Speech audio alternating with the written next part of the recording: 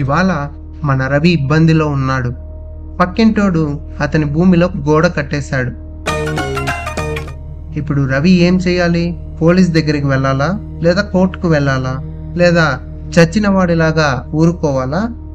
ఇలాంటప్పుడే వస్తుంది CPC, civil కేసుల కోసం ఉన్న పూర్తి పద్ధతి. సిపిసి అంటే కోడ్ ఆఫ్ సివిల్ ప్రొసీజర్.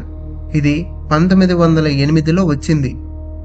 ఇది కోర్టులో కేసులు ఎలా నడిపించాలి అనే పద్ధతులన్నిటికీ రూల్ బుక్. అనగా న్యాయస్థానాల్లో కేసులు ఎలా ఫైల్ చేయాలి, సమన్లు ఎలా జారీ చేయాలి, తీర్పు ఎలా అమలు చేయాలి అన్నీ ఇందులో ఉంటాయి. సిపిసి లేకుండా వాదులంతా తమకు నచ్చినట్లు చేస్తే కోర్టులో ఇక గందరగోళమే. అందుకే సమాన న్యాయం అందించడానికి ప్రతి ఒక్కరూ పాటించాల్సిన ఒకేలా ఉన్న పద్ధతి అవసరం. అదే సిపిసి. సిపిసిలో 2 ముఖ్యమైన భాగాలు ఉన్నాయి: సెక్షన్లు, ఆర్డర్లు.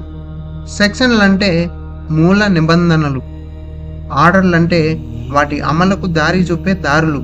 ఉదాహరణకి ఆర్డర్ 5 అంటే సమన్లు ఎలా ఇవ్వాలి అనే విషయం. రవికి న్యాయం కావాలనిపించింది.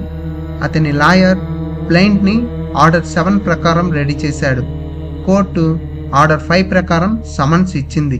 ఇదంతా సిపిసి ప్రకారమే జరుగుతుంది. సిపిసి మన దేశంలో అన్ని సివిల్ కోర్టులో ఒకేలా వర్తిస్తుంది. కొన్ని గిరిజన ప్రాంతాల్లో మినహాయింపు ఉంటుంది.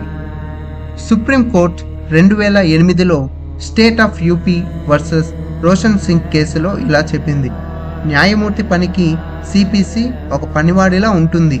అది న్యాయం అడ్డుకోవడానికి కాదు, అది సహాయపడేందుకు ఉంటుంది. ఇప్పుడైనా అర్థమైందా? సివిల్ కేసుల ప్రొసీజర్ అంతా ఒకే పద్ధతిలో ఉండాలని సిపిసి తయారయ్యింది. న్యాయం అర్థమయ్యేలా ఉండాలంటే సిపిసి కావాలి.